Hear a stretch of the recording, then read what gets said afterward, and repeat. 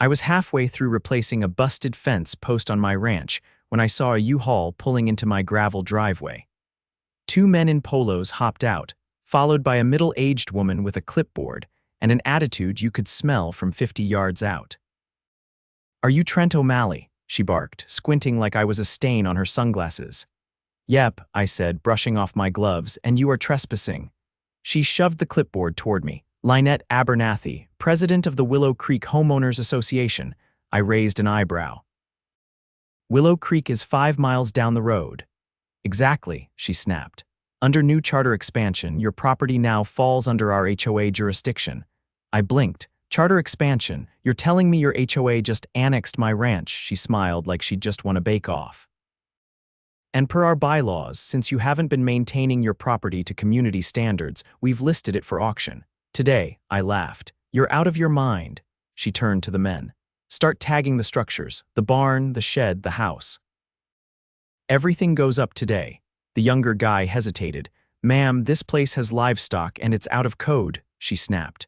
"We're cleaning up this eyesore." I stepped in front of them. "Touch anything and I'll have you all arrested." Lynette pulled out her phone and dialed 911. "Yes, I'd like to report a hostile trespasser refusing to vacate HOA-controlled property. He's threatening violence." I threw up my hands. "You've got to be kidding me." 3 minutes later, a sheriff's cruiser screeched up my driveway. Deputy Carson stepped out, hand on his holster, until he saw me. "Trent, what's going on?" I jerked a thumb at Lynette. "Apparently, I'm being evicted by the Willow Creek HOA." Deputy Carson looked at Lynette like she'd told him the moon was made of cheese. "Ma'am, you do realize this is private agricultural land," she puffed up. "Not anymore. Our new boundaries were approved by our board." Carson crossed his arms. "A neighborhood HOA can't just seize rural property. That's not how any of this works." Lynette's face turned the color of a ripe tomato. "You don't understand, this man has been a nuisance for months. Loud tools, livestock smells, unsightly tractors, it's a ranch," I said flatly. "That's what we do." She jabbed her finger at me. "He refused to pay our dues." I looked at Carson. "They left a bill in my mailbox last week." $500 for neighborhood beautification," Carson sighed. "Ma'am, you and your board need to leave, now." "Oh, we're not done," Lynette snarled. "You'll be hearing from our legal team." As they loaded back into their vehicles, I watched them tear down my driveway like they actually thought they'd won something. They had no idea what was coming next. I wasn't just some hick with a ranch. I was a former property claims investigator for the county, and I'd seen my share of scams. This wasn't over. Not by a long shot. The next morning, I sat at my kitchen table with a mug of black coffee and a stack of files dating back to the early 80s. My dog Ranger lay curled near the wood stove, blissfully unaware that I was about to go to war. The coffee was strong, but not nearly as strong as the rage simmering just below my ribs. I'd spent the night digging through county archives, zoning maps, and HOA incorporation records. What I found was worse than I expected. The Willow Creek HOA had filed a boundary expansion with the county registrar 6 weeks ago, an application that was immediately rejected due to failure to notify adjacent landowners. The law was clear. They needed written consent from every affected party. Not only had I never received a notice, but they'd also forged the compliance signature of a neighboring property one owned by a retired judge I happen to know personally. Forgery. Fraudulent land claim. Attempted illegal seizure. I called Judge Harlan just after dawn. He picked up on the second ring. "They used my name," he said, voice like gravel. "Let me guess, Abernathy again. You know her. She tried to find me last year for my wind chimes violating sonic aesthetic standards. I told her to file it with the moon." I let out a low chuckle. "You mind giving a statement to the sheriff?" "Not at all. I'll write it up myself and hand-deliver it." By 9, I was parked outside the county courthouse. Deputy Carson met me on the steps, holding a folder of his own. "I spoke to the DA," he said. "You were right. This isn't just a civil issue anymore." I nodded. "I've got property maps, time-stamped footage from my game cameras showing their crew trespassing, and the original rejection letter from the registrar's office." He flipped through the folder. "And you got Harlan's statement." I handed it over. "Signed and notarized," Carson gave a low whistle. This is going to get real ugly for them. I'm counting on it. We filed the complaint with the county prosecutor's office, and within an hour, 3 unmarked vehicles rolled out toward Willow Creek. I didn't go with them. I had other plans. Back at the ranch, I typed up a formal petition under state statute to revoke the HOA's charter on the grounds of criminal misconduct and fraudulent incorporation changes. It was a long shot, but with enough signatures and supporting evidence, the state could dissolve their entire organization. I drove straight to the local feed store, which doubled as the town's unofficial bulletin board. I knew half the folks in the area, and I also knew plenty of them had run-ins with Lynette's little regime. By lunch, I had 18 signatures. By sundown, I had 62. That night, I got a call from Carson. They took statements from the HOA board members. 2 of them flipped immediately, said Abernathy pushed the annexation through without a full vote. Did they admit to the auction attempt? Worse. She bragged about it in a board meeting. Said wiping out the agri trash would boost property values. One of the board members recorded her. I leaned back in my chair and exhaled. So what happens next? She's being charged with criminal trespass, attempted fraud, and falsifying public records. DA is moving to freeze the HOA's accounts pending investigation. My phone buzzed again. This time, it was a text from my cousin, who ran the town's community newsletter. He just published a story with the headline, HOA President Under Investigation for Land Grab Scheme. The article spread like wildfire. By the following afternoon, I got a call from a man named Wallace Franks. He introduced himself as the Regional Compliance Officer for the State HOA Oversight Board. I reviewed your petition, he said. With the number of signatures you've collected and the open criminal investigation, we are initiating emergency charter suspension proceedings. What does that mean for the HOA? They will be legally barred from enforcing any regulations, collecting dues, or acting in any official capacity until the matter is resolved. If the charges are upheld, the charter will be permanently revoked. He paused. You understand this is extremely rare. I understand they earned it. The next morning, I drove to Willow Creek. Not to gloat, I had no interest in throwing salt on the wound, but to post the official charter suspension notice on the HOA's community center door. I brought a county clerk with me to make it official. A few residents had gathered already, murmuring in small groups. One man with a garden rake hanging from his belt approached me. You the rancher she tried to evict? I am. He looked at the notice, then back at me. You just did what half this neighborhood's been praying for. I shook his hand. Glad I could help. As I turned to leave, a black sedan screeched around the corner and parked crooked across 2 spots. Lynette stormed out, face blotchy and eyes wild. She marched straight up to me, practically shaking. You have no idea what you've done, she shouted. I built this community. You built an empire on threats and lies, I said calmly. Now it's crumbling. She pointed at the notice. This is temporary. I have lawyers. You'll see. I didn't bother replying. I just stepped aside as the county clerk affixed the official seal to the document. Lynette tore it down, but the clerk handed her another. Tampering with a legal posting is an offense, he said. I suggest you don't make this worse. She stomped back to her car, but before she slammed the door, she turned and hissed, You think you won. This isn't over. I watched her drive off, tires squealing like a tantrum on wheels. Back at the ranch, I finally got a moment to breathe. The fence post I'd been working on 2 days ago still lay half buried in the dirt. I knelt down and finished the job as the sun dipped behind the hills. It was quiet again, peaceful. Just the way it was supposed to be, but I wasn't finished. Now that the HOA was on the ropes, I was going to make sure every illegal fine, every harassment letter, every abuse of power they'd ever committed came to light. I already had neighbors emailing me copies of citations for things like non-uniform curtain colors and excessive mailbox decoration. There was talk of a class action lawsuit. I wasn't just kicking out a corrupt board, I was gutting the system that let them thrive. And I'd only just begun pulling at the threads. The courthouse conference room smelled faintly of old carpet and burnt coffee, but I barely noticed. My attention was focused on the stack of documents. I just slid across the table to Assistant District Attorney Colby Miles. He adjusted his tie and flipped through the pages, his brow furrowing deeper with each turn. "This is worse than we thought," he muttered, tapping a highlighted page.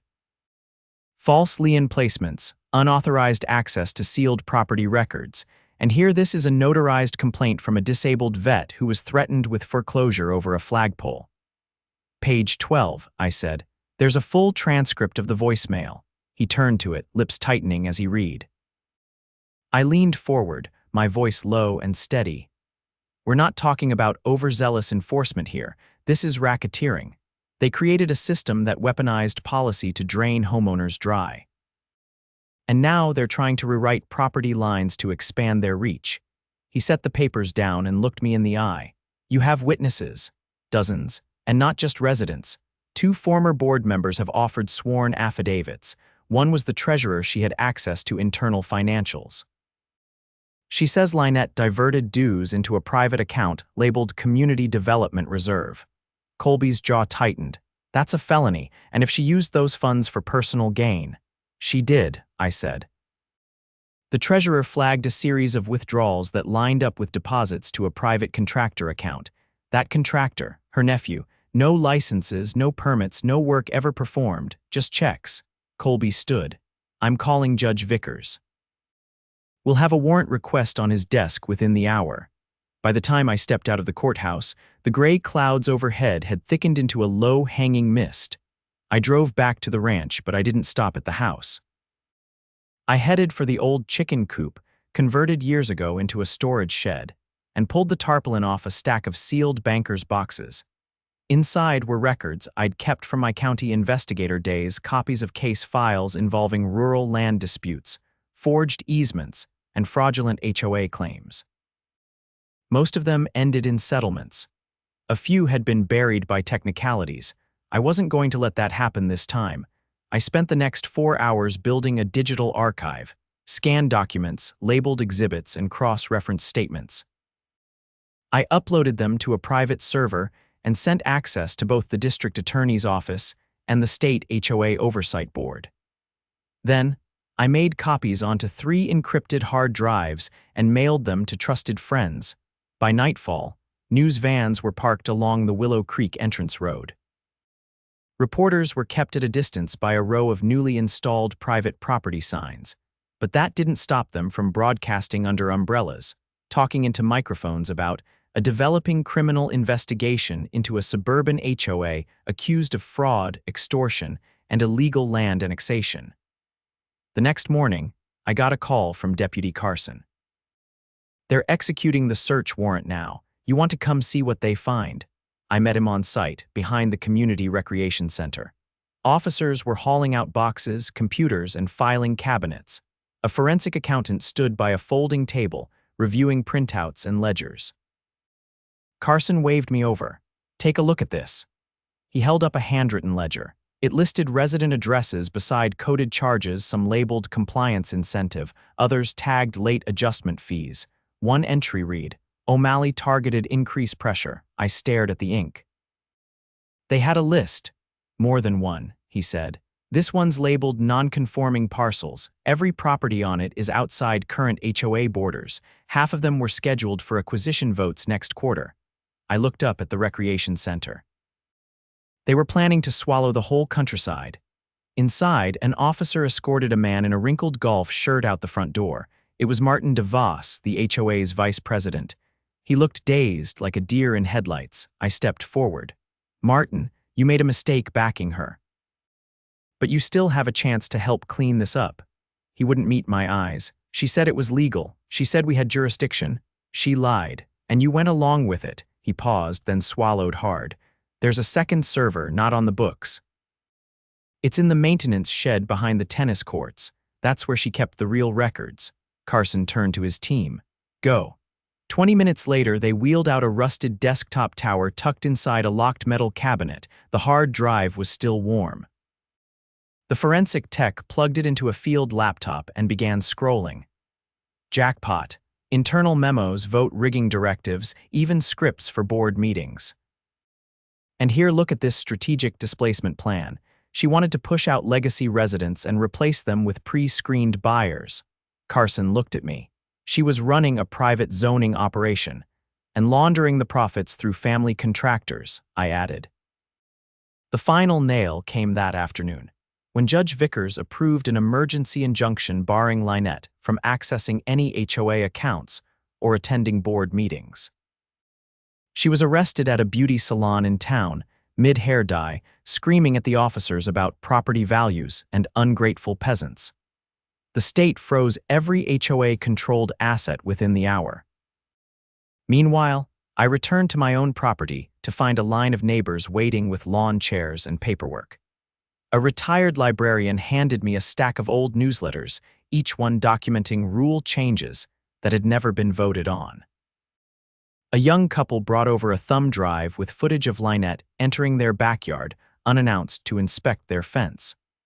An elderly man presented me with a bill for seasonal decor violations that he'd paid out of fear his home would be targeted next. We set up a long table under my pole barn, arranged the evidence, and got to work. The community had turned. By the end of the week, we'd filed a formal complaint with the State Attorney General's office requesting a full audit of Willow Creek's financial and administrative history. We also submitted a petition to the county to prevent any future charter filings from the same board members under different names. That weekend, I hosted a town hall on my property.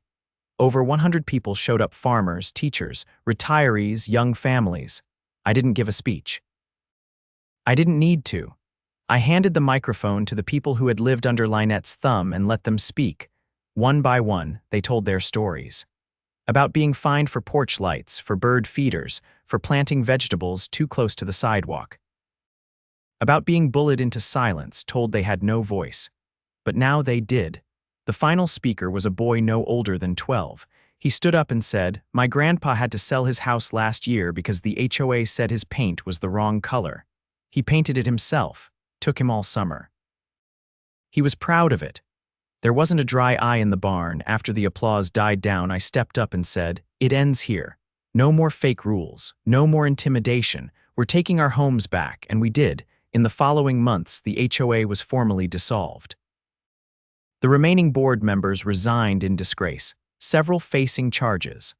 Lynette's trial was scheduled for the fall, and the Attorney General added conspiracy to defraud and abusive process to the list. The community reorganized not as an HOA, but as a voluntary collective. We created a neighborhood watch, a maintenance co-op, and a shared emergency fund. Everything was transparent. Everything was voted on. No one got fined for their mailbox ever again. As for me, I went back to my fence line one morning and saw that same post I'd replaced not so long ago. It stood straight and strong, anchored deep in the soil, just like all of us now. The court hearing was scheduled for a Tuesday morning in late October, the kind of crisp fall day where the air smelled faintly of chimney smoke and dry leaves. I arrived early, dressed in a clean button-down and jeans. No tie. I wasn't here to impress anyone. I was here to end something that never should have begun. Inside the courthouse, Judge Vickers sat at the bench, flipping through a dossier that had grown thick since our first filings. The gallery was full neighbors, local reporters, even a few former HOA members who hadn't been charged but had shown up to see what came of the mess they'd once been part of.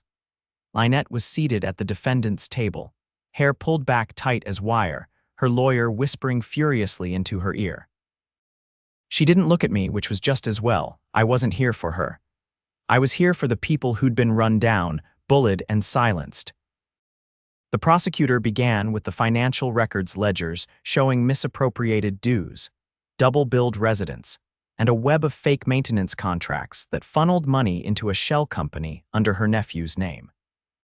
Then came the emails, internal board messages instructing members to create compliance pressure on targeted homeowners, many of whom had refused to support Lynette's annexation plan. But the real pivot came when the state auditor took the stand. He laid out the timeline clearly: the fake signature on the boundary expansion, the fabricated homeowner votes, and a forged set of minutes from a meeting that never happened. According to his investigation, Lynette had single-handedly authorized the auction of my property using an illegally filed annexation document that was never approved by the county. She was not only aware of the illegality, the auditor said, she orchestrated it. The intent was to create a precedent by seizing a high-value rural property. Once one fell, the rest could be picked off with less resistance.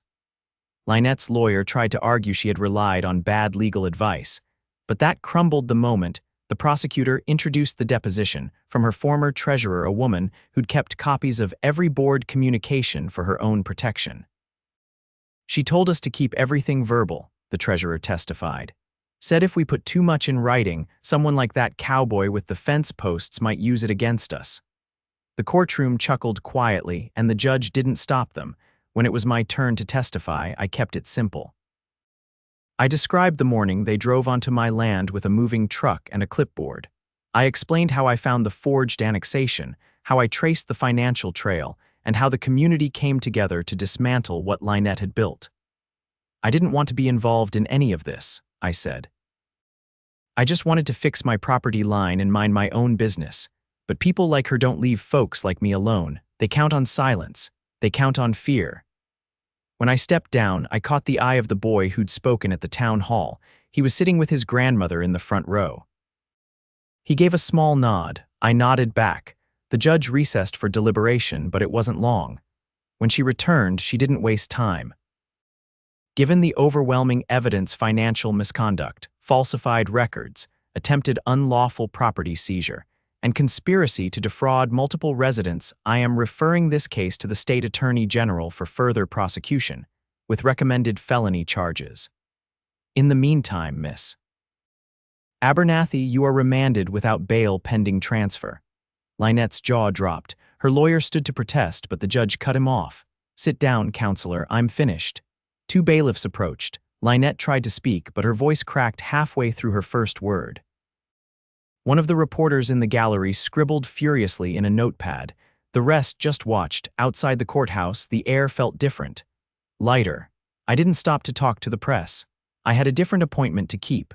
That afternoon, I met with the County Planning Commission. I brought a new proposal not for expansion, but for protection. We've had enough of outside boards trying to squeeze folks for money and control, I told them. What we need are enforceable limits, a rural protection overlay. Something that keeps residential charter organizations from touching agricultural land without full county oversight. Commissioner Rivas, a man I'd known since high school, leaned back in his chair and nodded. Funny thing, Trent. We've been talking about that very idea since this whole mess started. You're not the only one tired of watching the wolves dress up like shepherds. The commission voted unanimously to draft an ordinance. It wouldn't just stop future HOAs from annexing land like mine, it would make any attempt a criminal violation, not just a civil one. The days of fines for mailbox colors and porch plants were officially numbered. The following weekend, the town hosted a community fair on the old soccer field behind the elementary school.